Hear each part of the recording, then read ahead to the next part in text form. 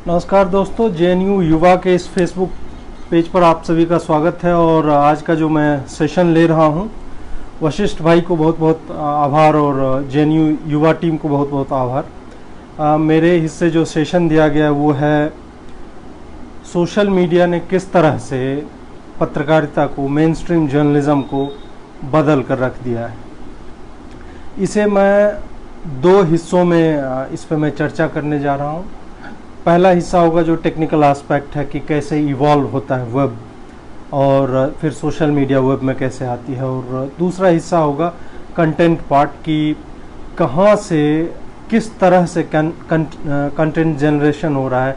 Narrative की लड़ाई जो है राइट विंग बनाम लेफ्ट और नॉन लेफ्ट एक तरह से कह सकते हैं। राइट का तो उस तरह से जो डेफिनेशन है उस तरह से होता कुछ नहीं है इंडिया में, क्योंकि राइट में भी जो है वो भी सोशलिस्ट ही हो गया पॉलिसीज में।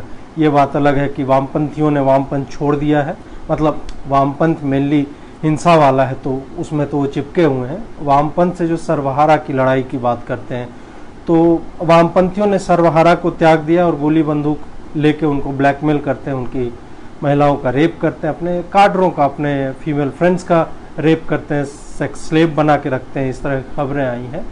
तो लेफ्ट बनाम नॉन लेफ्ट का रखते हैं, और राइट वाला जो है वो जो है एक्सचेकर का रेवेन्यू जो है और बाकी तमाम चीज़ लेके गरीबों तक, चाहे जनधन के थ्रू हो और बाकी क्या कहते हैं आप, सब्सिडीज हों उनके घर में, लाइट लगवाना, मतलब अंत्योदय की जो बात होती है, जो सर्वहारा की लड़ाई वाम करता है, वही अब दक्षिणपंथी भी उसी गरीब की लड़ाई लड़ रहे हैं और बेहतर तरीके से लड़ रहे हैं। तो ये है। तो दूसरा हिस्सा इस पे होगा कि नैरेटिव के वॉरफेयर में किस तरह से नॉन लेफ्ट ने वामपंथियों को सुअरों की तरह धोया है।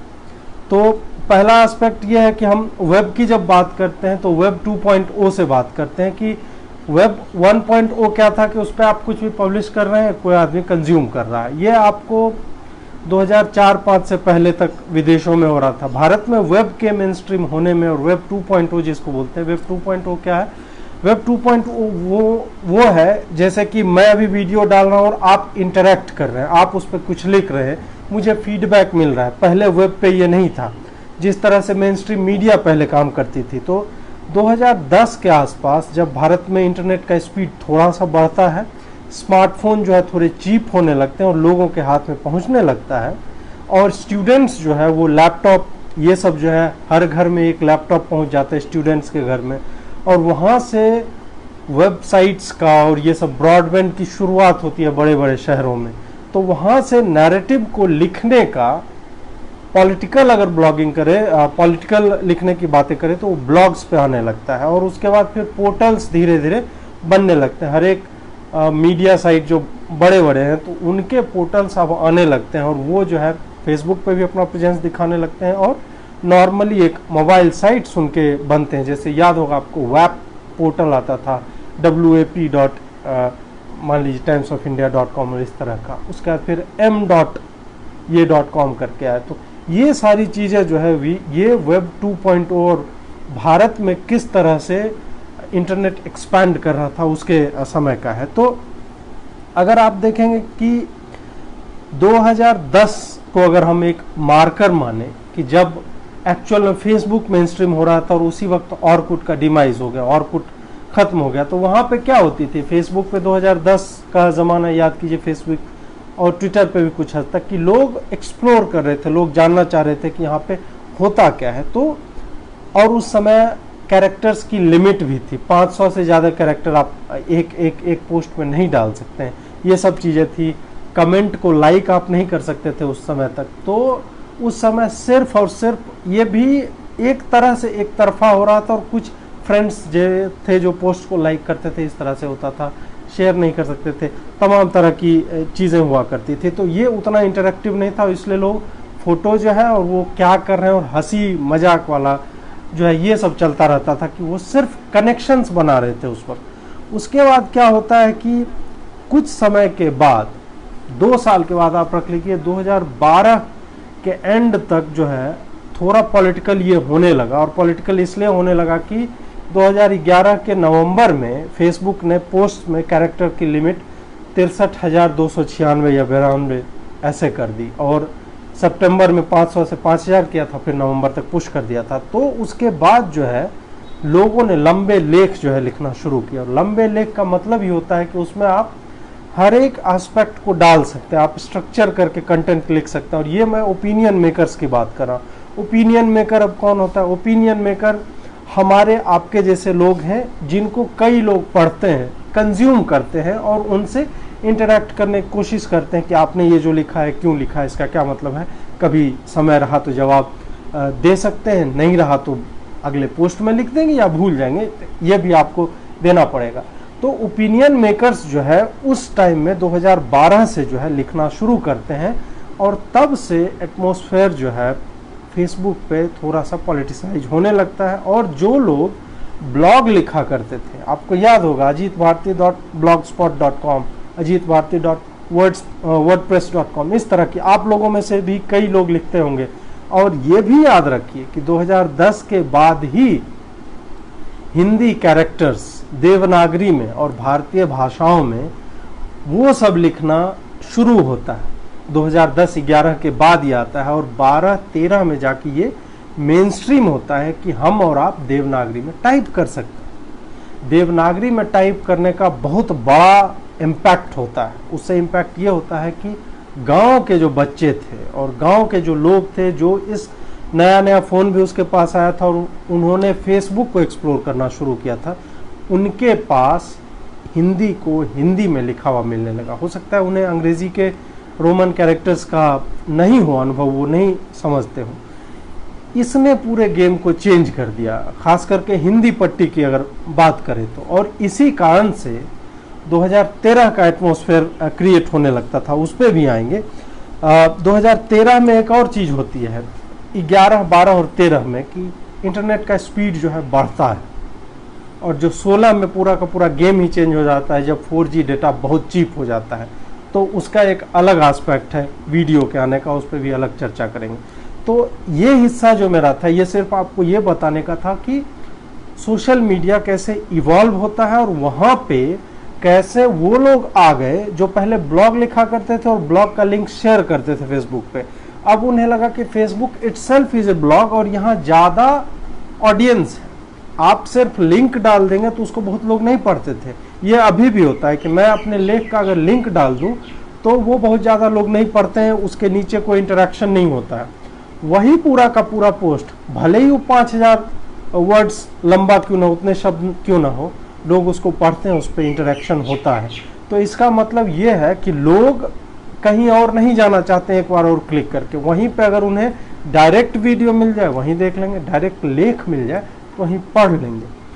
इन सब चीज़ों के कारण क्या होता है कि 2013 आते आते हाईली पॉलिटिकल एटमॉस्फेयर क्रिएट हो जाता है इन मीडियम्स पे, खास करके फेसबुक पे। और फेसबुक पे हिंदी वाले बहुत ज़्यादा थे, तब डिस्कशन शुरू हो जाती है। और फिर 2013 के मिड के अराउंड जब इलेक्शंस की बात चलने लगती है तब माहौल जो है थोड़ा गर्म होता है, और फिर आता है वो एरा जहाँ से शायद भारतीय राजनीति जो है अब डिफाइन की जाएगी, प्री मोदी और पोस्ट मोदी का एरा जो है। इस एरा में क्या होता है कि मोदी ने एक्सटेंसिवली उसी टाइम से, बाकी सारे पॉलिटिशियंस के आने से पहले से मोदी ने इस मीडियम को एक्सप्लॉइट करना शुरू किया, और उनकी पूरी टीम रही होगी और बाकी लोग भी रहे होंगे। तो धीरे धीरे किन बातों पे चर्चा हो, ये डिस्कशन जनरेट करने का समय आ गया, और लोगों ने वामपंथी पोर्टल्स का जो इनकी नौटंकी चल रही थी कि जो चीज़ प्रूव नहीं हुआ है कोर्ट में, उसको लेके किसी को बार बार लपेटना, गाली देना, इस तरह की बातचीत जो है तब तक होने लगी थी। और लोगों ने सवाल पूछना शुरू किया था। और लोग सवाल कैसे पूछ पा रहे थे? अब देखिए कि मैंने आपको बताया कि 2010-11 के टाइम में ही फेसबुक का एक और एस्पेक्ट था, उस पर पेज और पब्लिक फिगर का, ये सब ब्लू टिक और ये सारी चीज़ें आने लगी। तो फिर क्या हुआ कि फेसबुक पर इनके पेजेस जो होते थे, उस पर मान लीजिए रवीश कुमार का पेज है, लोगों ने रवीश कुमार सवाल पूछने शुरू किए कि तुम जो है पहले ये कहते थे, अब ऐसा क्यों कह रहे हो? तो लोग ने जो ये पहले एक तरफा संवाद हुआ करता था कि टीवी पे और प्रवचन दे दिया, कोई पूछने वाला नहीं है, फर्जी बातें, फर्जी नैरेटिव और तमाम तरह की चीज़ें जो है वो बह रहा है और लोग सिर्फ ग्रहण कर रहे हैं। लिखने का कोई तरीका ही नहीं जवाब देने का। सार्थक अरोड़ा पूछ रहे हैं कि सर मोबाइल जर्नलिज्म को लेके, इस पे मैं आऊँगा। अभी मैं सारी बातें जो भी मैं बोल रहा हूँ वो मोबाइल से ही जुड़ी हुई हैं, क्योंकि मोबाइल ने पूरा का पूरा गेम चेंज कर दिया, स्मार्टफोन ने और स्मार्टफोन पे ऐप्स ने, खास करके सोशल मीडिया ने।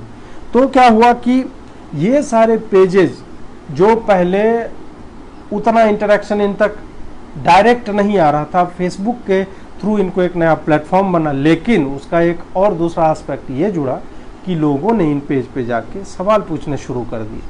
उसके बाद फिर इलेक्शन वाला साल आपको याद होगा 2014 का, कई लोगों की दोस्तियां टूटी हैं, मैंने ये देखा है, क्योंकि हाईली पॉलिटिकली एक्टिव प्लेटफॉर्म हो चुका था फेसबुक और ट्विटर। इस पे या तो आप इस तरफ हैं या उस तरफ हैं, मिडिल वाले कोई कहीं बचे नहीं थे। अब क्या होता है कि चुनाव जीत जाता है मोदी। चुनाव जीतने के बाद क्या होता है कि एक अलग तरह की फिर से कैंपेनिंग चालू हो जाती है। क्यों?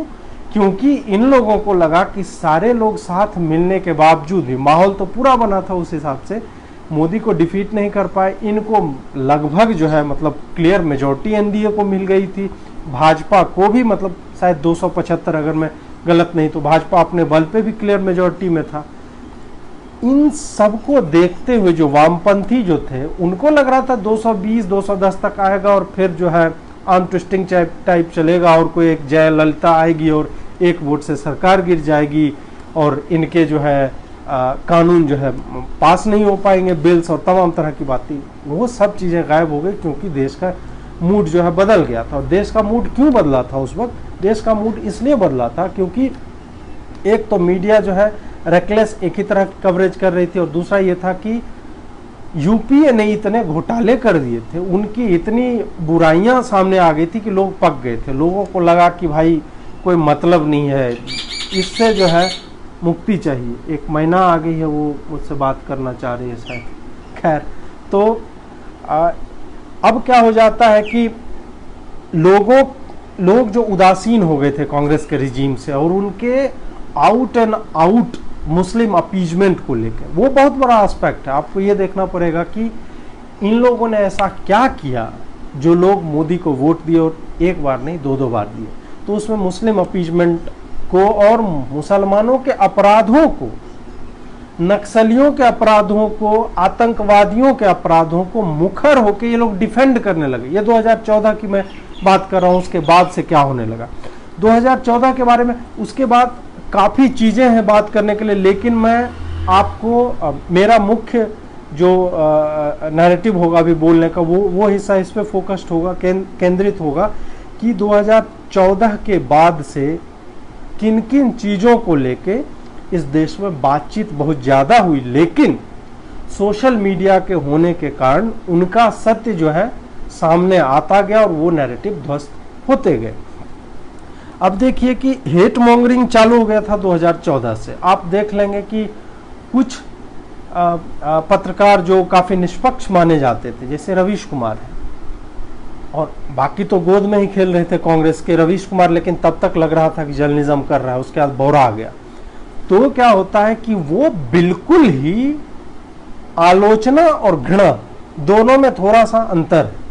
आलोचना क्या है? आलोचना ये है कि आप सरकार के लिए कंस्ट्रक्टिव क्रिटिसिज्म कीजिए।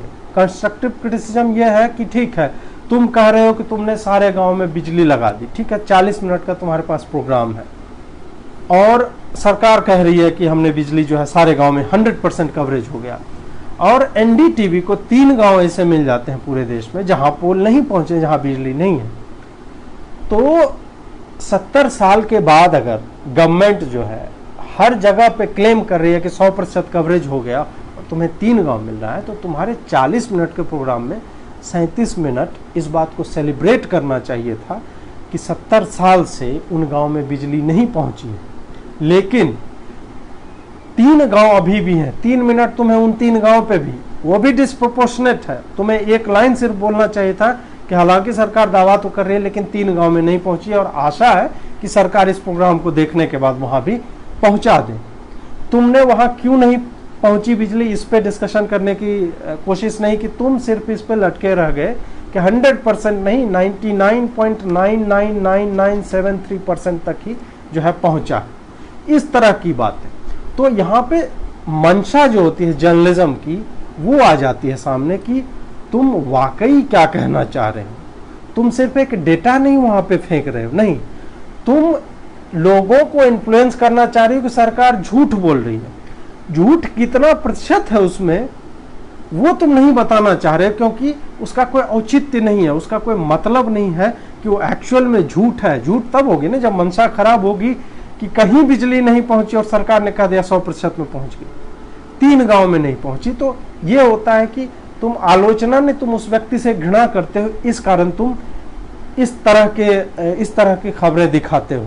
तो ये है, और लोग जो है ये समझना शुरू कर चुके थे, और लोगों ने तभी से इन लोगों को जो छिद्रान्वेषी हैं, हर बात में इन्हें कुछ न कुछ अवगुण ढूंढ के लाना है, कुछ नकारात्मकता जो है लेकर आ जानी है, और उसको जो है मैग्नीफाई करके दिखाना है। उसी मैग्निफिकेशन में आपको याद होगा कि 2015 में, सितंबर 2015 में और नवंबर में होने वाला था बिहार में चुनाव, अखलाक की लिंचिंग हो जाती है। अब देखिए अखलाक की लिंचिंग कहाँ हुई? दादरी में। दादरी किस स्टेट में था? Sapa, Samajwadi party, Mulayam Singh Yadav, Akhilesh Yadav ruled area में था। ठीक, ब्लेम किस पे गया? ब्लेम जाता है मोदी पे। लॉ एंड ऑर्डर किसकी रिस्पॉन्सिबिलिटी है? स्टेट की है। उसी तरह डबोलकर, पंसरे, कलबुर्गी, ये जहां जहां मरे हैं ये लोग, रैशनलिस्ट इनको कहते हैं, हर जगह पे ब्लेम सीधा मोदी पे गया, इररिस्पेक्टिव ऑफ कि वहां पे नॉन बीजेपी गवर्नमेंट्स हमेशा थी। जब ये लोग वहां पे पहुंचते हैं, मतलब इस तरह की खबरें कहीं और होती हैं, तब कह देंगे कि नहीं, जो मारने वाले हैं ना वो भाजपा की जो थॉट प्रोसेस है उससे मिले हुए लोग हैं। ये खोज के लाएंगे कि अखिलेश को मारने वाली भीड़ में जो एक आदमी था, उसके फूफा के, भतीजे के, भाभी के, ननद के, ससुर का लड़का जो है वो भाजपा के किसी कार्यकर्ता का या बजरंग दल या संघ के किसी कार्यकर्ता का मित्र था। उनको इतना ही एसोसिएशन चाहिए होता है, और फिर वो लिख देंगे Bhajpa leaders relative, Bhajpa leaders friend, और इस तरह करके वो जो है नैरेटिव पुश कर देंगे। क्या अखलाक की लिंचिंग होनी चाहिए थी? बिल्कुल नहीं, ये एक अपराध है, और अपराध जिस स्टेट में हुआ उस स्टेट गवर्नमेंट की रिस्पॉन्सिबिलिटी है। दूसरी चीज, क्या आप लिंचिंग्स को रोक सकते हैं? नहीं रोक सकते हैं। और लिंचिंग सिर्फ मुसलमानों की नहीं हुई, अखलाक के बाद जो है इस देश में लिंचिंग शब्द के मायने ही बदल दिए गए। उसमें हो गया कि एक गैर मुसलमानों की भीड़ जब मुसलमानों की हत्या करती है, गैर मुसलमान होने चाहिए, मुसलमान खुद घेर के मार दे तो उसको लिंचिंग नहीं कहेंगे। और लिंचिंग मतलब होता है घेर के भीड़ द्वारा मारना, हत्या ही नहीं होता है उसका। अब संदर्भ में मायने बदल गए, लिंचिंग मतलब हो गया कि भीड़ द्वारा हत्या। ठीक है, इसमें हमेशा मुसलमान ही आए, जबकि मैं आपको हर एक जुनैद पे, जुनैद बाद में पता चला कि सीट के झगड़े के कारण मारा गया था, सामाजिक अपराध था उसमें। हर एक जुनैद, तबरेज, अखलाक पे मैं 10-10 हिंदू नाम गिना सकता हूं आपको जिनको मुसलमानों ने घेर घेर के मारा है। उस पे डिबेट नहीं हुआ, उस तरह से नहीं हुआ। उस तरह से क्यों नहीं हुआ? क्योंकि वॉशिंगटन पोस्ट हो, न्यूयॉर्क टाइम्स हो, बाकी जो भी CNN हो गया, टाइम मैगजीन हो गया, ये लोग जो हैं, इन लोगों तक उन्हीं की पहुंच है और उन्हीं की स्टैंडिंग है, एक तरह से है। बरखा दत्त हो गई, जो लेफ्टिस्ट कबाल के, लेफ्टिस्ट गिरोह के, जो पत्रकारिता का समुदाय विशेष जिसको आप कह सकते हैं, इनकी पहुंच वहां तक है। और ये लोग कुछ भी लिखते हैं, इनमें से कोई भी टॉम डिक हैरी होगा, कोई भी कुछ भी विश्वमन कर देगा, टट्टी जैसा बेकार लेख भी लिखेगा, तो उसको जो है ये लोग उठा के और उसको पूरे भारत का प्रतिनिधि पत्रकार बता करके जो है इस तरह से लिख देते हैं। एक कोई AJ+ भी बता रहे हैं, हाँ अल जजीरा है, गल्फ न्यूज है, मतलब नाम लेने पे आ जाओ तो मतलब काफी लंबा खींच जाएगा। मूलतः आप बात समझिए कि मैं क्या कहना चाह रहा हूं। तो इन लोगों ने इस नैरेटिव को जो है हवा देना शुरू किया, लेकिन फेसबुक पे और सोशल मीडिया पे अलग चल रहा था। कुछ लोग लगातार लगे हुए थे जो मेन स्ट्रीम मीडिया को पकड़ पकड़ के पटक रहे थे कि तुमने ये झूठ बोला है। वहां से फिर आम जनता को उनका विश्वास जो है सोशल मीडिया में ज्यादा होने लगा। और सोशल मीडिया का मतलब ये मत समझिए कि वहां से फेक न्यूज वो उठा रहे थे, नहीं, वो देखने लगे कि ये न्यूज कितने सोर्सेज से मेरे पास पहुंच रही, यहाँ भी वहां पे थोड़ा आदमी सर्च करने की कोशिश करने लगा। मैं ये नहीं कर रहा हूँ कि सारे लोग सर्च करने लगे और फेक न्यूज नहीं फैल रहा है सोशल मीडिया पे, लेकिन नहीं, लोग स्मार्ट होने लगे। लोगों ने सोचना, जो ही उन्हें दिखा अच्छा ये द वायर है, एनडीटीवी का, तो उनकी घंटी जो है बजने लगी कि ये जो है कुछ नौटंकी, इसमें कुछ वाहियात चीज तो डाल ही रहा होगा। तो वहां से लोग जब जगने लगे, लोगों ने जब रियलाइज करना शुरू किया कि ये मीडिया जो है हरामखोरों की एक टीम चलाती है और इसमें जो है इनका मुख्य उद्देश्य जो है उल्टे सीधे नैरेटिव्स को पुश करना है, तब से ये लोग उस मीडिया पे जाते तो हैं लेकिन उनको गरियाने के लिए जाते हैं। मैं वैसे गाली गलौज का प्रतिनिधित्व तो नहीं करता, लेकिन जहां लेफ्टिस्ट लोग चुनी हुई सरकारों को फांसीवादी आपातकाल वाला कहते हैं, तो ठीक है, राइट विंग वाला भी जो फुट सोल्जर एक तरह से है, जिसके पास अब व्यक्ति के उतने संसाधन नहीं है और अब व्यक्ति की आजादी तो यहाँ भाग तेरे टुकड़े होंगे, तो गाली ही लिख दे रहा है नीचे में, तो क्या गलत है। आप हर आदमी का स्तर नहीं हो सकता, वो परिष्कृत भाषा का या संस्कृत भाषा का प्रयोग नहीं कर सकता है, पूरा संस्कारवान होकर तत्समनिष्ठ हिंदी में लिखे या लैटिन शब्दों का प्रयोग करे, ऐसा नहीं होता है। कुछ आदमी होंगे जो सबसे नीचे होंगे, वो आएंगे, रबीस कुछ वाहियात चीज लिखेगा, 1600 में 1400 कमेंट जो है उसमें जो धज्जियां उसकी उड़ाते रहेंगे। और कुछ लोग होंगे जो लंबा कमेंट उसी में लिखेंगे। ऐसे 5% लोग होते हैं जो काउंटर करते हैं, फिर 1% हो जाए तो फैक्चुअली काउंटर करते हैं। तो ये इसी तरह का स्ट्रक्चर ही है, हर समाज का होता है। तो आपको ट्विटर पे भी ऐसा ही मिलेगा जो एक लाइन में गरिया के चला जाए, उसको और कोई मतलब, उसको डिबेट से मतलब ही नहीं, काहे करना है डिबेट। जब इतने ज्ञानी लोग वाहियात चीज लिख रहे हैं और उस स्मॉलेस्ट मतलब सबसे नीचे जो आदमी है इंफॉर्मेशन के उसमें हायरार्की में, उसको भी ये बात समझ में आ रहा है कि ये जो आप पागलपन कर रहा है, तो उसके लिए यही है, एक लाइन में वो गरियाएगा और निकल लेगा।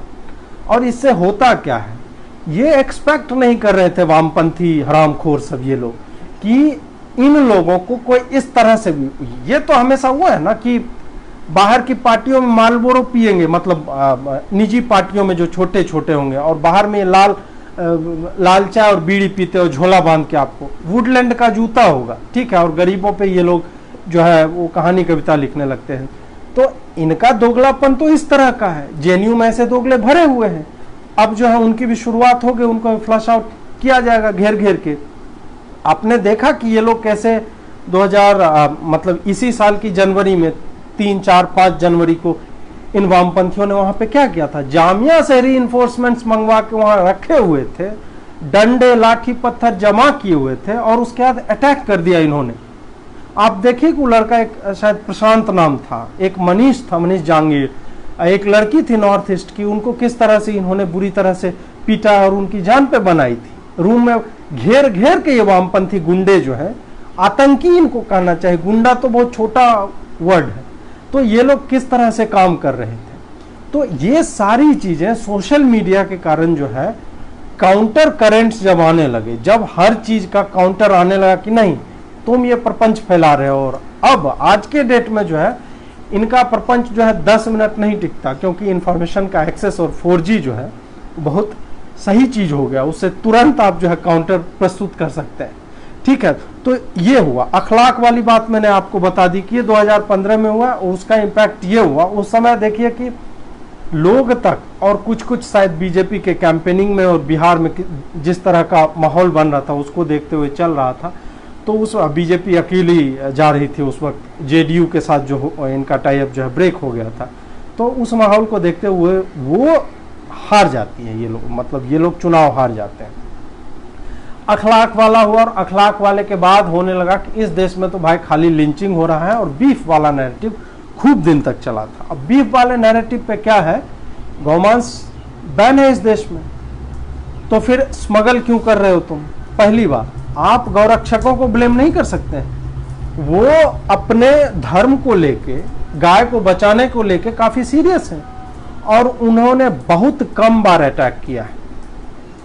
ये आपको बार बार दिखाया गया नेशनल इंटरनेशनल मीडिया में कि बीफ मतलब मांस ले जा रहे थे, नॉर्मल मांस, उसको मार दिया, इसको मार दिया।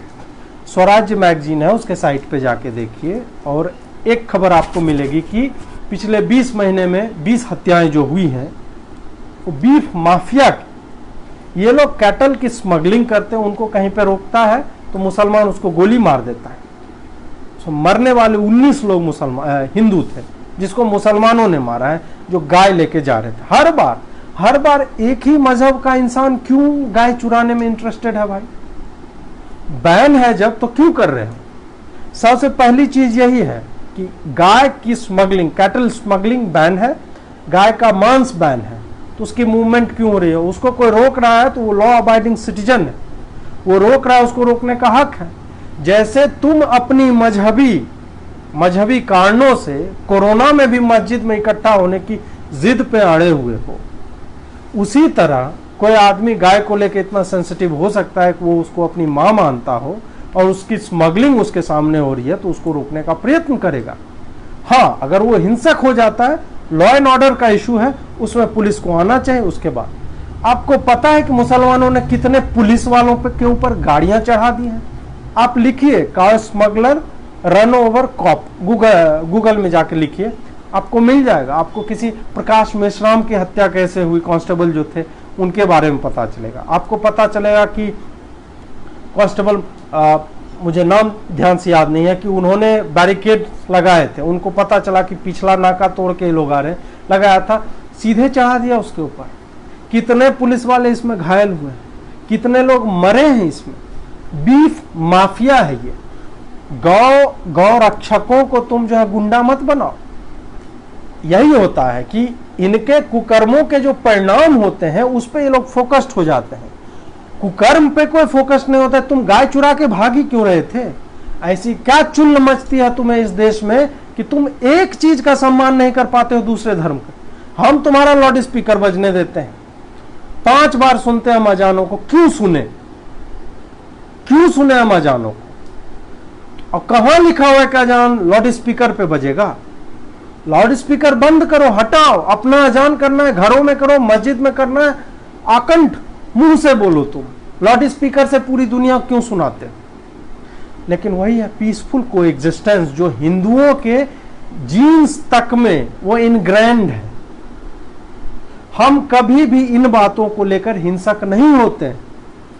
इसका कोई आदमी फायदा उठाता है और फायदा यहां तक उठाता है कि उसके अब गाय ही खाना है, बाकी सब चीज है उपलब्ध, लेकिन उसको खाना गाय है, इसके लिए बीफ स्मगलिंग करता है। उसको कोई रोकता है तो रोकने वाले को अपराधी की तरह प्रस्तुत किया जाता है। ये नैरेटिव भी इनका जो है काफी चला, और काफी चला कहने से मेरा मतलब इस बात से है कि इस पे डिस्कशन काफी जनरेट हुआ, और चल तो उस तरह से नहीं पाया।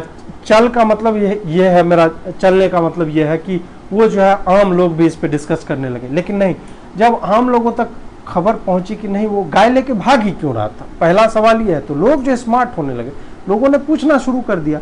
लोगों ने क्यों पूछना शुरू किया? क्योंकि सोशल मीडिया पे उनसे ज्यादा जानकारी रखने वाले, उनसे बेहतर अभिव्यक्ति वाले वो सवाल पूछने लगे कि वो जो है गौरक्षक पे रहेंगे, तुम डटे रहना कि तुम बीफ क्यों खाना चाह रहे हो, तुम गाय चुरा के क्यों ले जा रहे हो।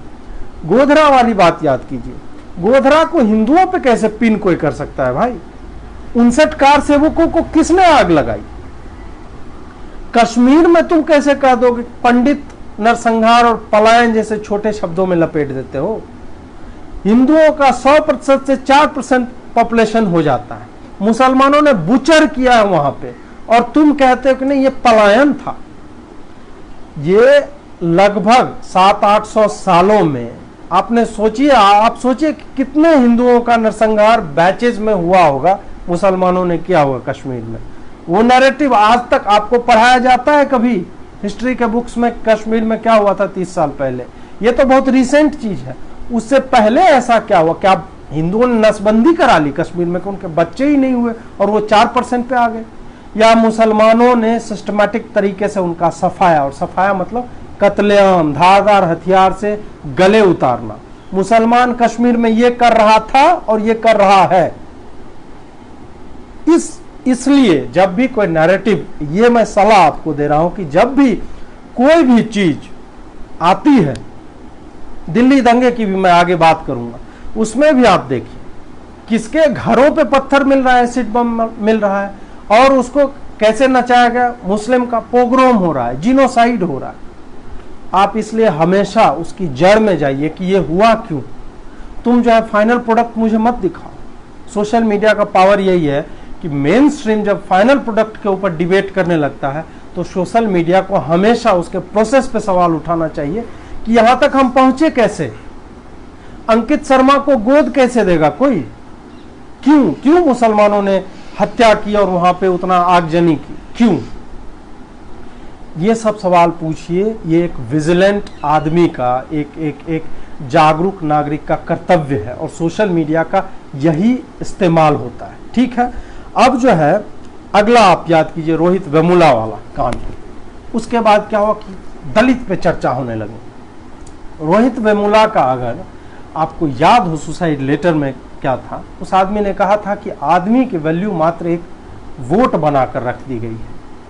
उसकी कुछ समस्या रही होगी, वो दलित था कि नहीं, इस पे भी डिबेट था। बाद में शायद वहीं के डिस्ट्रिक्ट कलेक्टर ने कहा कि वो दलित भी नहीं था। खैर जो भी है, उसे दलित का आइकॉन बना दिया गया। ठीक, अब दलित का आइकॉन जब बना दिया गया तो आप ये देखिए यहां पर कि हर चुनाव की इस देश में चुनाव भी बहुत ज्यादा होते हैं, हर साल 5-5 चुनाव होते हैं। एक आदमी जो स्वयं कह के मरा कि भाई मुझे पॉलिटिकल एक मोहरा मत बनाना और मुझे राजनीति में मेरी मौत को मत घसीटना, और उसकी मौत को सबसे ज़्यादा राजनीति में घसीटा गया। आप याद कीजिए कि चुनाव से पहले और अभी तक रोहित वेमुला पे डिस्कशंस होने लगता है, और उसको राजनीति का एक मोहरा किसने बनाया? लेफ्ट ने बनाया, और लेफ्ट को समर्थन देने वाली सारी पार्टियों ने बनाया।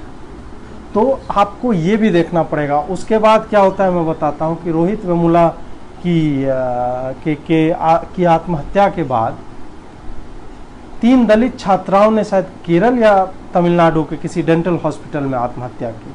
उसके बारे में आप नहीं जानते हैं क्योंकि मीडिया के लिए जब तक चुनाव नहीं हो, जब तक कोई पर्पस ना हो किसी चीज़ के होने का, तो वो उसको दिखाना जो है ज़रूरी नहीं समझते। और वही बात हुई यहाँ पे।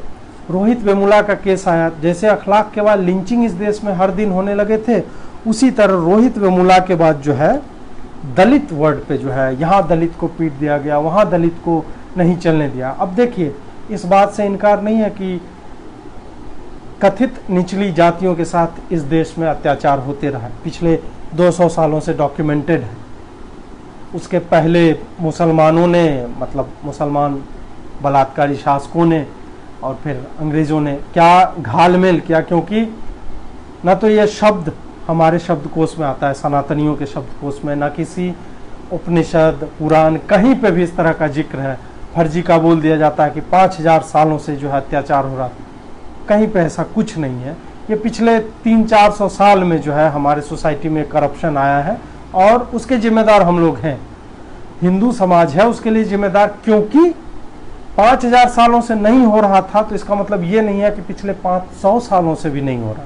पिछले 500 साल से हो रहा है, इस तरह की घटनाएं देखने को मिली हैं, अभी भी हो रही हैं। तो इस बात को एक्सेप्ट करना सीखिए और अपने लेवल पे अपने माता पिता को इन सब चीज़ों को लेके सेंसिटिव बनाइए, सेंसिटाइज कीजिए कि आप जो करते थे, या हमारे बाबा लोग जो, हमारे दादाजी दादी लोग जो करती थी, गांव में ये सब होता है, ये गलत है, प्रॉब्लम है, उसको एक्सेप्ट कीजिए, तभी वो रेक्टिफाई होगा, तभी उसका समाधान मिल सकता है, अन्यथा नहीं मिलेगा। तो रोहित वेमुला के बाद हो गया कि दलित जो है इधर उधर मरने लगे हर जगह पे। लेकिन किसी को भी, और ये मैं बार बार करता हूँ जब मैं वामपंथी हरामखोरों की बात करता हूँ, दोगलों की, तब कि इन लोगों को न तो अखलाक के परिवार से मतलब था, न रोहित वेमुला के, न कठुआ के उस बच्ची के, किसी भी विक्टिम से इनको कोई मतलब नहीं होता। इनको मतलब अपना एजेंडा पुश करने में, अपना प्रपंच कैसे आगे बढ़े, इससे इनका मतलब होता है। इसलिए ये सिर्फ ब्राउनी पॉइंट्स लेना चाहते हैं, ये सिर्फ एक डेटा क्रिएट करना चाहते हैं, हेडलाइन जो सनसनी फैलाने वाली हो, और हर अपवाद को उदाहरण के रूप में ये दिखाना चाहते हैं। तो वो होता है रोहित वेमुला केस में, और ये हुआ था जनवरी 2016 में। उसके बाद फिर 2000 और भी चीज़ें होती रहे, मैं मेन बातें करूँगा। फिर 18 में कठुआ वाला याद होगा आपको कांड। रोहित वेमुला वाले में भी ये हुआ कि सोशल मीडिया पे इतना ज़्यादा लिखा गया कि लेफ्टिस्ट जो है ये लोग सिमट गए, और सिर्फ जो है कहीं कहीं इसको ले जाया जाता था, उसकी माँ के साथ क्या क्या हुआ, कहाँ कहाँ उनको एक्सप्लॉइट किया गया, रैलियों में बिठाया गया। तो उन सब चीज़ों पे लिखा जाने लगा और उनके झूठों को जो है एक्सपोज किया जाने लगा। तब उसके बाद कठुआ वाला जो होता है, 8 साल की एक बच्ची थी और उसको 8 लोगों ने, मेरे शब्दों पे गौर कीजिएगा, 8 साल की बच्ची 8 लोगों ने एक जगह पे ले जाके उसका बलात्कार किया। इसको दिखाया कैसे गया? 8 साल की मुस्लिम बच्ची 8 हिंदू मेल देवस्थान में जाके रेप किया। रेप मजहबी हो सकता है, जैसे कि रेप जिहाद होता है। रेप उस पर भी मैं अभी बताऊंगा, पहले इस पॉइंट को मैं क्लियर कर लूं। मजहबी कब होता है? जब आपके अपराध का मेन मोटिव, आपकी मंशा जो है कि वो उस धर्म का है, मैं इस मजहब का, और उसके कारण, उस घृणा के कारण वो अपराध आप करते हैं, तब वो मजहबी होता है। सिर्फ एक मुसलमान के घर में हिंदू चोरी कर लेता है तो वो मजहबी अपराध नहीं है, वो सामाजिक अपराध है। वो एक व्यक्ति के घर में दूसरे व्यक्ति ने चोरी की है। उसी तरह एक बच्ची के साथ 8 दरिंदों ने बलात्कार किया। ठीक, तो इसको इस तरह से नहीं। इसके बाद क्या हुआ कि हर हिंदू को बलात्कारी बता दिया गया, पूरे देश को बलात्कारी बता दिया गया। और यूएस में, यूके में, मतलब इंडियाज डॉटर करके यूके ने डॉक्यूमेंट्री बनाई। यूएस में जो बोला गया कि India is rape capital of the world, नहीं, भारत पर 100,000 पॉपुलेशन का रेट देखिएगा तो भारत टॉप 20 में भी कहीं नहीं है, जबकि इतना बड़ा देश। भारत बलात्कारों के मामले में कहीं नहीं है, वो ऊपर के कई देशों में, फिर भी किया गया। लेकिन वही है कि फिर सोशल मीडिया ने लगातार इस पे भी इस कैंपेनिंग को नकारा, और उसके बाद जो है, उसके बाद ये भी धीरे धीरे, क्योंकि देखिए अगर एक कठुआ की बच्ची है उसका हुआ, तो फिर मौलवी मदरसे में जो रेप कर रहे हैं उसी टाइम में इतनी खबरें आप खोजिएगा तो आपको लोकल हॉस्पिटल्स में मिलने लगेंगी। और लोकल हॉस्पिटल में बोल रहा हूँ, लोकल मीडिया में जो आपको इस तरह की खबरें मिलने लगेगी कि मौलवी ने मुस्लिम बच्ची का रेप किया। तो अगर आप आ जाए तो वही सामाजिक अपराध को आप मजहबी नहीं बता सकते। रेप जिहाद मजहबी होता है, जहाँ पे तुम एक मुसलमान हो, हिंदू लड़की से प्रेम का धोखा करके शादी करते हो, या शादी नहीं करते हो, प्रेम करते रहते हो, और एक बार उसे सुनसान जगह पे बुलाते हो और अपनी जो है अपने दोस्त से उसका रेप करवा देते हैं। ऐसे कांड हुए, आप सर्च कीजिए, आपको ये सब चीज़ मिल जाएगा। उसी तरह जो है शादी के बाद पति ने अपने भाई से बोला कि तुम उसके साथ सो जाओ, मेरे पिता के साथ सो जाओ, तो ये रेप जिहाद ही है, इसमें और कुछ नहीं है। यहाँ पे सिर्फ और सिर्फ मकसद है कि एक हिंदू को न सिर्फ तुमने कन्वर्ट करवाया इस्लाम में, बल्कि उसे वो सब प्रेम वश नहीं किया था तुमने, शादी भी प्रेम के कारण नहीं की थी। तुम्हारा पर्पस था कि इसको मैं कहीं का नहीं छोड़ूंगा और इसके पूरे खानदान को मैं बर्बादी की तरफ ढकेल दूंगा। आप सोचिए कि हम जिस तरह के समाज में रहते हैं वहाँ पीड़िता को ही जो है मतलब अपराधी की तरह देखा जाता है, तो इसको एक्सप्लॉइट करते हैं कुछ मुसलमान, तो वो होता है रेप जिहाद। आप जाके इस पे खोजिए, इस तरह की आपको खबरें मिलेंगी। Muslim boy, Hindu girl rape by friends, family, father, uncle, brother, इस तरह के शब्दों के साथ आप गूगल पे खोजिए, आपको बहुतायत ऐसी खबरें मिल जाएगी। और ये खबरें भी सोशल मीडिया की बदौलत जो है वो शेयर होना शुरू होती है, और उसने जो है मेन स्ट्रीम मीडिया के नैरेटिव को काटा। मई 2019 को याद कीजिए आप, तबरेज वाला मामला, कथित रूप से चोर मोटरसाइकिल चुराने आया था, उसको बहुत लोगों ने बुरी तरह से मारा। उसके बाद क्या हुआ कि अब कोई वहीं पे खड़ा होगा, होते हैं दुष्ट टाइप के प्रवृत्ति के लोग होते हैं, तो उसने किसी ने बोल दिया कि अब जय श्री राम बोलो, तो उसके चोरी को हटा दिया गया और उसके पिटाई का मेन कारण बता दिया कि जय श्री राम नहीं बोला, इसके कारण हुआ। उसके बाद आपको याद होगा कि अचानक से इतने सारे मतलब जय श्री राम की खबरें आने लगी और उस एक इंसिडेंट को छोड़ के बाकी जितने इंसिडेंट्स हुए जय श्री राम वाले सब के सब झूठ निकले। ये डॉक्यूमेंटेड है ऑफ इंडिया पे, आप जय श्री राम लिख के देखिए, आपको सारा मिल जाएगा कि कितने बार कोई ऑटो वाला बोला कि हम जय श्री राम नहीं बोले, इसके लिए पीटा, फर्जी खबर निकली। 2 बच्चों के झुंड में लड़ाई हो गई, उसके बाप ने बोला कि जाके वहाँ पुलिस स्टेशन में बोल दिया कि नहीं जय श्री राम बोल रहे थे बच्चे, उसके कारण हुआ। कहीं पे जो है एक मुसलमान जो है, गुड़गांव की एक खबर थी, वहाँ पे बोला कि उसका टोपी निकाल के फेंक दिया, बोला जय श्री राम बोलो, उसके लिए मारा। हर बार झूठी साबित हुई। झूठी कैसे साबित हुई? सोशल मीडिया पे उन सब का ओरिजिनल वीडियो जो है आने लगा और ये 1-2 घंटे के अंदर आने लगा। तो ये नैरेटिव भी जय श्री राम वाला ये भी जो है ध्वस्त कर दिया गया और मेन स्ट्रीम मीडिया को, यहाँ पे भी लेफ्टिस्ट वामपंथी मीडिया जो है पोर्टल, उन सब का झूठ जो है बार बार जो है पकड़ में आने लगा, लोगों ने उसे दूधकारना शुरू किया। उसके बाद जो है अगस्त में याद कीजिए और उसके बाद एकदम एक लगातार श्रृंखलाबद्ध तरीके से काफ़ी चीज़ें हुई जिसकी परिणति दिल्ली के हिंदू विरोधी दंगों के रूप में होती है। लॉकडाउन कश्मीर वाला 370 जो है वहाँ से हटता है और वहाँ आतंकी गतिविधियाँ ना हो, राइट्स ना हो जाए, इस कारण लॉकडाउन वहाँ पे था। वो ट्रिपल तलाक वाला मसला, राम मंदिर वाला मसला, उसके सीए, ये सारा एक सीरीज में हुआ। ट्रिपल तलाक से मूर्ख लोगों को ही दिक्कत हो सकती है, इसलिए मैं इस पर चर्चा भी नहीं करूँगा।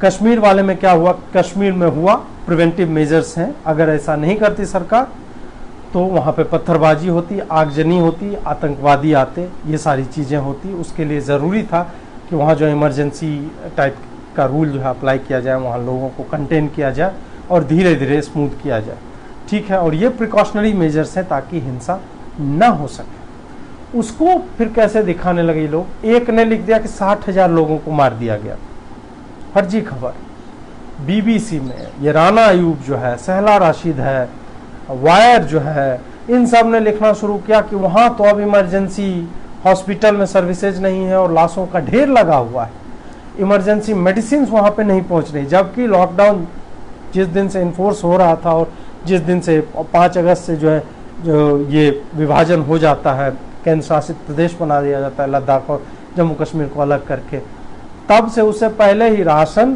तेल, दवाइयाँ, सब चीज़ जो है वहाँ पे स्टोर कर ली गई थी। और एयर इंडिया की फ़्लाइट्स, इंडियन एयरफोर्स की फ़्लाइट्स हमेशा ऑन स्टैंड बाय थी, जहाँ ज़रूरत होगी वहाँ पे हम तुरंत पहुँच जाएंगे।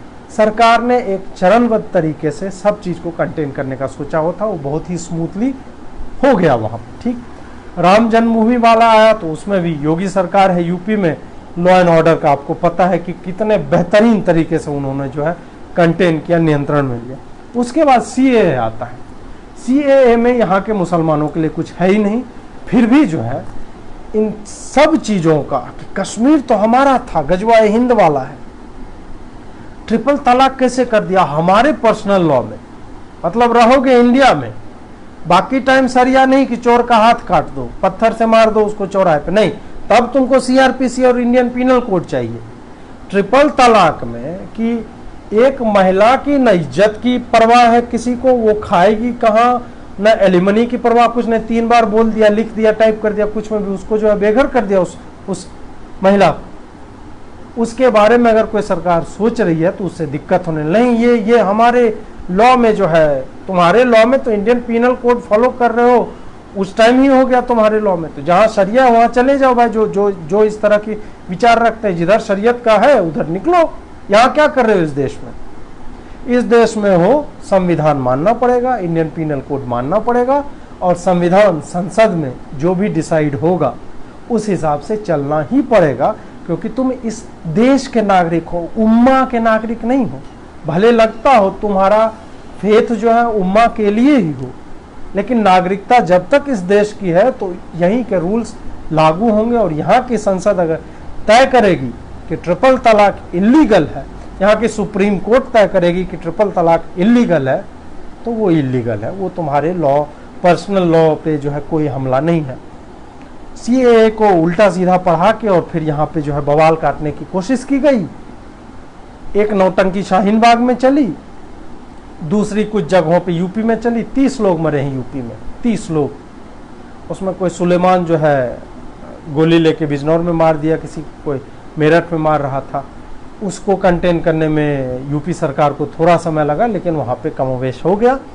उसके बाद इन्होंने फैंटेसीज पे कि इसके बाद एनआरसी आएगा, फिर एनपीआर आ जाएगा, मुसलमानों को बेघर कर देगा, हम कागज नहीं दिखाएंगे, हाँ योजनाएं और उसका लाभ लेना होगा, सबसे आगे जो है कागज लेके पहुंच जाएंगे। इस तरह की नौटंकियां हम सब ने देखी। इस पर भी इतना ज़्यादा हो गया कि इसमें भी मैं डीप में नहीं जाना चाहूँगा। और तब क्या हुआ कि इन सब के बीच जब ट्रंप का दौरा होने वाला था, 1 महीने से पूर्वी दिल्ली के मुसलमानों में जब बोल रहा हूं तो जो इन्वॉल्व थे इसमें उसकी बात कर, मस्जिद के ऊपर पत्थर, फारूक फैजल के राजधानी स्कूल के ऊपर स्लिंग शॉट्स, एसिड की बोतलें, पेट्रोल बम और फायर आर्म्स लेके ऊपर से गोली चलाते लोग। तारिक हसन नाम था शायद, हाँ तारिक जो भी था, ये आम आदमी का पार्सन नाम, इतने मैं कंफ्यूज कर रहा हूँ। इसकी छत से क्या हुआ ये सब भी आप सबने देखा। और उसके बाद वो लाश कैसे कोई भूल सकता है, आईबी का ऑफिसर था जिसको खींच के तारिक हुसैन शायद था जो भी है उसके बिल्डिंग में ले गए, और कितनी ब्रुटैलिटी उसके साथ हुई। 50 के करीब लोग मरे उसमें, और नाम देखेंगे ठीक है 35 जो है मुसलमान मरे हैं, 15 गैर मुसलमान मरे। लेकिन बात तो ये भी है ना कि जब मुसलमान ही ऊपर से गोली चला रहा हो, मुसलमान ही पत्थरबाजी कर रहा हो, मुसलमान ही पेट्रोल बम फेंक रहा हो, नीचे में भी मुसलमान पत्थरबाजी कर रहा हो, तो संभव है कि उन्हीं के पेट्रोल बम से, उन्हीं के पत्थर से, उन्हीं की गोलियों से मुसलमान भी मारा जाए। क्योंकि गोली चलेगी तो भीड़ में आइडेंटिफाई नहीं करती है ना। ऐसी गोली अभी बनी नहीं है कि आप जीपीएस गाइडेड, मतलब स्मार्ट बुलेट कॉन्सेप्ट है, ये चल रहा है इस पे काम, जैसे कि मिसाइल होता है वो गाइडेड होते हैं कहाँ जाना है। तो गोली में उसको मिनिएचराइज अभी नहीं किया गया है। तो ऊपर से जो मुसलमान चला रहे थे फारूक फैजल की छतों से गोलियां, जो चश्मदीदों ने कहा है, अपने बच्चों को उस स्कूल से दोपहर में निकाल लिया गया। श्याम सुंदर जी ने हमसे बात की थी उस टाइम में, तो उन्होंने बताया इन सारी तरह की चीजें हुई। और मेनस्ट्रीम मीडिया, मतलब लेफ्टिस्ट मीडिया क्या लिख रहा है, एंटी मुस्लिम राइट्स हो गया भाई, और मुसलमानों को जीने नहीं दे रहा। और ये सब कोइंसाइड कर रहा था कि पूरी वर्ल्ड मीडिया जब भारत में होगी, क्योंकि यूएस का राष्ट्राध्यक्ष यहाँ पे आया हुआ है, तब भारत की छवि बर्बाद करने का अलग ही मजा होगा। लेकिन ट्रंप आया और वो तो इस्लामिक रेडिकल टेररिज्म बोल के चला गया, तो इनकी झंड हुई। दूसरी बात ये कि उसको दिल्ली पुलिस ने बहुत जल्दी जो है उस दंगे पे कंट्रोल पाया। और उसी समय और भी 2-3 दंगे हुए। जामिया में हुआ था वही वॉलेट और पत्थर वाला, आपको वाकया याद होगा कि विद्यार्थी पढ़ रहे थे वहाँ पे। किस तरह के विद्यार्थी कैसे पढ़ रहे थे, पहले 24 सेकंड का वीडियो आपने देखा लीक हुआ, फिर 59 सेकंड का आया, फिर 2-2, 2.5 मिनट का आने लगा। तो और शुरू में जामिया प्रशासन वीडियो टेप्स देने के लिए तैयार नहीं थी, क्योंकि उससे पता चल जाता कि ये दंगा करके व्हीकल्स में आग लगा के, बसों में आग लगा के आए थे। उस समय भी नैरेटिव चला था, एक पुलिस वाला जो पीले रंग के डब्बे में पानी लेके आग बुझाने जा रहा था, उसको बोल दिया, मतलब वीडियो देख के मनीष सिसोदिया ने बोल दिया उसमें केरोसिन था और देखिए आग लगा रहा है। हम इस तरह के गठबंधन से, एक तरह से अलायंस है इन लोगों का, ऐसे पापियों से घिरे हुए, अधर्मी लोगों से, दुष्टों से, दुराचारियों से हम लोग घिरे हुए हैं, जो किसी भी हद तक जा सकते हैं सिर्फ सत्ता पाने के लिए, या हिंदुओं के विरोध में एक सिर्फ बातचीत या चर्चा को जनरेट करने के लिए। एक श्रेयोशी सिन्हा जी बता रहे, हाँ ताहिर हुसैन उनका नाम था, ठीक है। तो ये सारी बातें मैंने आपको बताई कि इन सब पे नैरेटिव चला, और इन सब नैरेटिव के गेम में हम कैसे जीते, क्योंकि सोशल मीडिया पे इन सब का वीडियो, इन पे आर्टिकल, और छोटे छोटे लोग, एक ने पूछा था कि मोबाइल जर्नलिज्म ने, सिटीजन जर्नलिज्म इसको आप कहिए, कि कैसे हमारे आपके व्हाट्सएप में, यूँ तो फेक न्यूज़ भी आता है, लेकिन अगर आप थोड़े स्मार्ट हैं तो आप जान सकते हैं कि ये फेक न्यूज़ है या नहीं। और आपके पास जब इन्फॉर्मेशन आता है कि अभी इंफॉर्मेशन आया कि अरे देखो हिंदुओं ने उधर आग लगा दी, आग लगा दी, आग लगा दी, आधे घंटे में वो इन्फॉर्मेशन जो है सर्कुलेट होता है, तो वहां का आदमी खोजने लगता है कि इधर हिंदुओं ने कहाँ आग लगाई, यहाँ तो मुसलमानों ने आग लगाई या किसी और ने लगाई, और वो इन्फॉर्मेशन फिर बैक में उसके ग्रुप से इसके ग्रुप में इसके फिर उसी चेन से वापस आता है। तो इससे तुरंत सत्य जो है तुरंत प्रकट हो जाता है। तो इन सब चीजों का उपयोग, टेक्नोलॉजी का उपयोग, कि कोई आदमी जा रहा है, और अब आपको देखिए कि इस तरह की खबरें बार बार कैसे, अभी अभी आपने देखा थूकने वाली चीज, ये अगर सोशल मीडिया नहीं होता और ये अगर स्मार्टफोन कैमरा वाला नहीं होता, और हर आदमी आज के टाइम में एक जर्नलिस्ट कौन है, जो इन्फॉर्मेशन को स्प्रेड आउट करता है, मैग्नीफाई करता है, ठीक है। हाँ, थोड़ा आप व्यवस्थित तरीके से देखेंगे तो हाँ, हम लोग एक स्ट्रक्चर्ड वे में न्यूज को देते हैं, लेकिन नहीं, वो आदमी भी एक तरह से जर्नलिस्ट है, जिसने वीडियो बनाया कि ये जो है थूक रहा है, ये जो है जिस कटोरी में वो जो बाट जो होता है जिसमें हम तौलते हैं, स्टील का जो बर्तन होता है जिसमें आप रखते हैं सब्जी, उसमें पानी लेके जाता है, पेशाब करता है, अपना लिंग धोता है, उसके बाद आता है, उसी खंगालता है और उसी को फैला देता है फल और सब्जी पे। आप सोचिए कोई हिंदू उसी से फल खरीदेगा, देवता पे चढ़ाएगा। आप किसी मुसलमान के साथ ऐसा करने का सिर्फ सोचिए, कीजिए भी मत, दिमाग में सोचिएगा तो आपको डर लग जाएगा, आपके दिमाग में आ जाएगा कि आपके घर के बाहर कोई जो है चाकू लेके पहुंच गया। कमलेश तिवारी आपको याद होगा क्या हुआ उनके साथ। तो इस तरह की घटनाएं जो है होती रहती हैं, और इस तरह की घटनाओं की रिपोर्टिंग कैसे संभव हुई, इस वामपंथी हरामखोरों के नैरेटिव को कैसे ध्वस्त किया गया, सोशल मीडिया के द्वारा। और सिटीजन जर्नलिस्ट जो आप हैं, मैं नहीं, मैं तो आप लोगों से मिलती है इन्फॉर्मेशन, मैं उसको बताता हूं, लेकिन असली चीज जो है वही जनता के पावर, जनता का पावर जो इसी तरह से उसकी सामूहिक शक्ति और वैयक्तिक शक्ति इसी तरह से परिणत होकर हम तक पहुंचती है, और हम उसे फिर आगे बढ़ाते हैं। हमारे पास एक व्यवस्थित तंत्र है जिसके कारण जो है और लोगों तक पहुंचता है। तो इसमें सिटीजन जर्नलिज्म और मोबाइल फोन जर्नलिज्म का बहुत बड़ा हाथ है कि सोशल मीडिया ने मेन स्ट्रीम के हर नैरेटिव को, लेफ्टिस्ट के, वामपंथियों के, अर्बन नक्सलियों के, आतंकियों के, हिमायतियों के, मुसलमान अपराधियों के हिमायतियों के हर नैरेटिव को ध्वस्त करने में मदद किया। अब जो है एक चीज, ये मेरे सेशन का अंतिम हिस्सा है कि वामपंथियों ने भले ही, आप देखिए कि लेफ्टिस्ट अधिकतर हिंदी और इंग्लिश में ज़्यादा थे, अब हिंदी में शिफ्ट हो गया, यहाँ नैरेटिव ये लोग क्रिएट करते थे। लेकिन चुनाव कैसे दक्षिणपंथी जीत जा रहे हैं, मतलब नॉन लेफ्ट चुनाव कैसे जीत रहा है?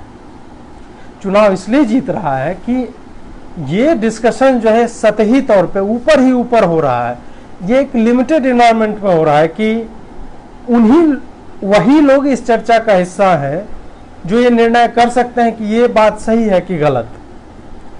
लेफ्टिस्ट ने गलती कहां कहां पे की कि इन्होंने जो है पब्लिक के पल्स को कभी नहीं समझा। अब आप सोचिए कि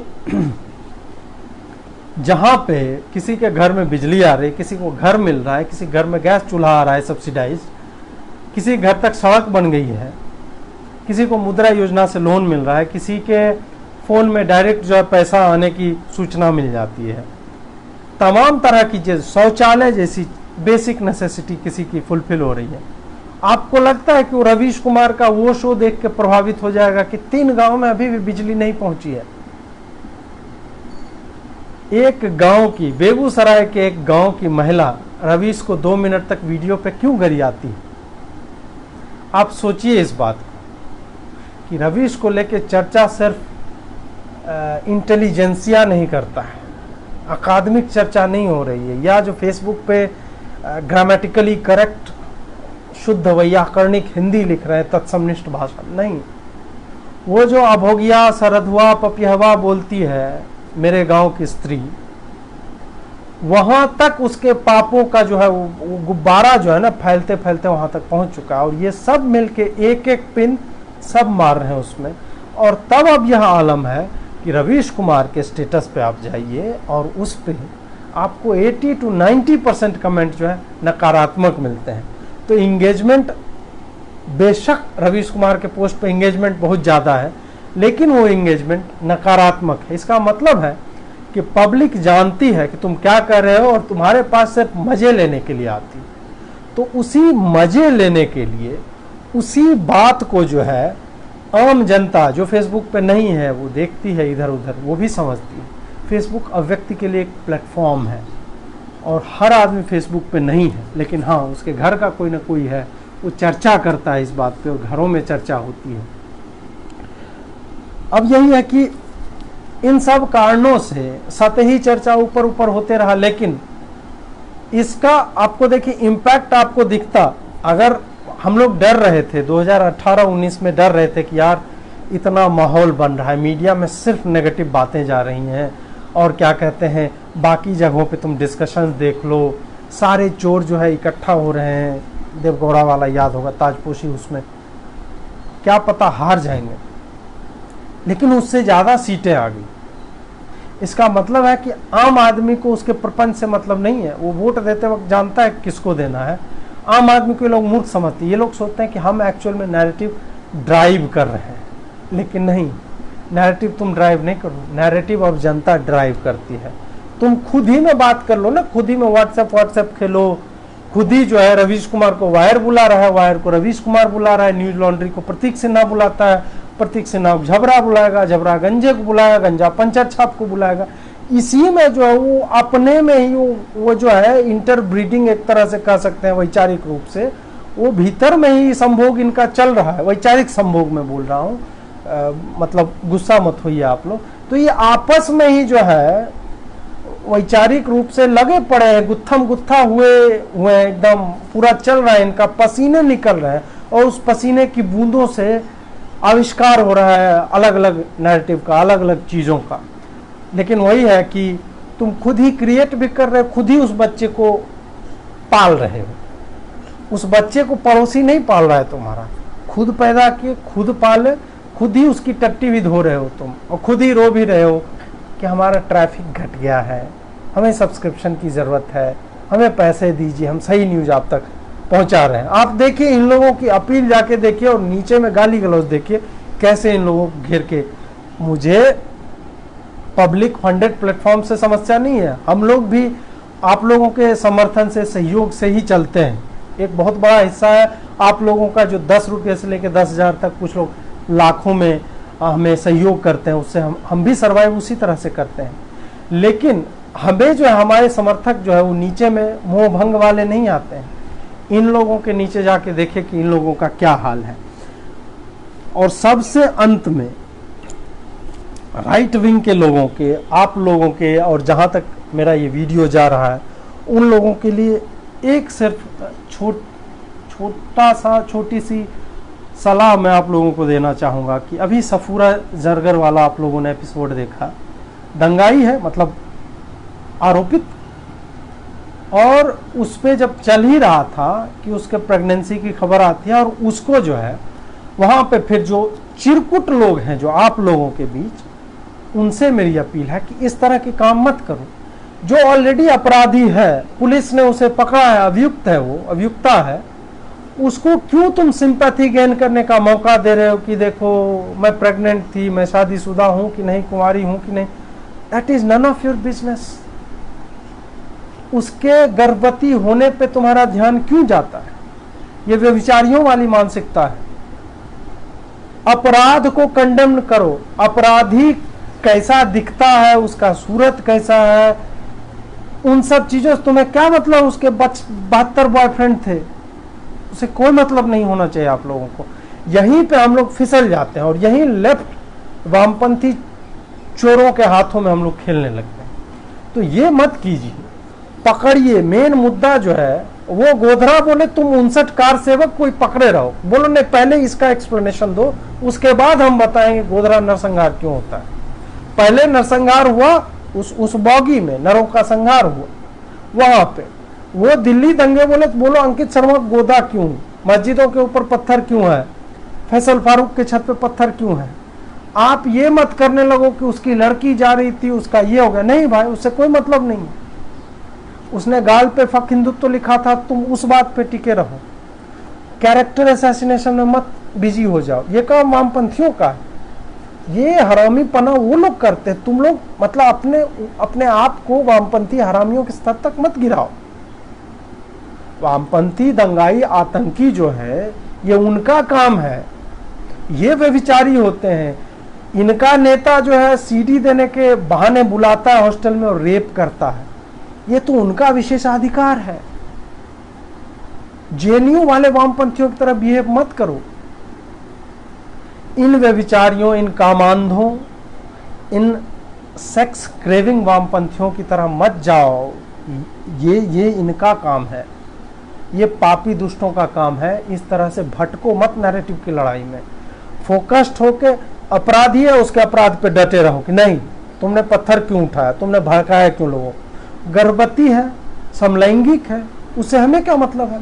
हमें कोई मतलब नहीं होना चाहिए, हमें उसके अपराध से मतलब होना चाहिए और वही कीजिए। आशा है कि ये सेशन थोड़ा सा ज्ञानवर्धक रहा होगा आप लोगों के लिए, और हो सकता है कभी जेएनयू आऊँगा तो आप लोगों से शारीरिक तौर पे भी मुलाकात होगी, फिर और तरह की बातें करेंगे। इतने समय तक जुड़े रहने के लिए बहुत बहुत आभार आप लोगों का। नमस्कार।